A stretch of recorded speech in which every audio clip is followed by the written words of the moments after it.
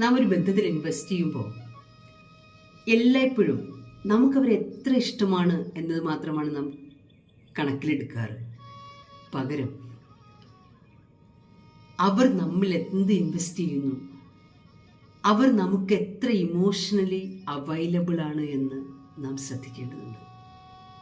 അവരുടെ സമയം, അവരുടെ ഊർജം, അവരുടെ എഫേർട്ട്, ഇതൊക്കെ എത്രമാത്രം നമുക്ക് വേണ്ടിയുണ്ട്.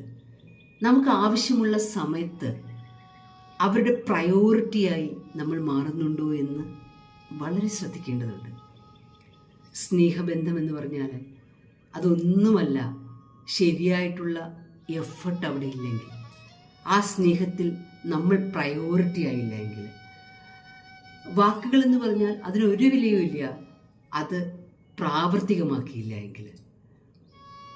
മറ്റു ബന്ധങ്ങളിൽ നാം നമ്മെ പൂർണ്ണമായും ഇൻവെസ്റ്റ് ചെയ്യുമ്പോൾ, നമ്മുടെ ഇഷ്ടങ്ങളെ മാറ്റിവെച്ചുകൊണ്ട് അവർക്ക് വേണ്ടിയിട്ട് നാം ജീവിക്കാൻ തുടങ്ങുമ്പോൾ, നമ്മുടെ ജീവിതത്തെ ഉപയോഗിക്കാൻ, ചൂഷണം ചെയ്യാൻ നാം ഇഷ്ടം എന്ന ഒരു കാര്യം വെച്ചുകൊണ്ട് അതിനെ അനുവദിക്കുമ്പോൾ അവരെത്ര നമുക്ക് വിലയിടുന്നുവെന്ന് വളരെ ശ്രദ്ധിക്കേണ്ടതുണ്ട്.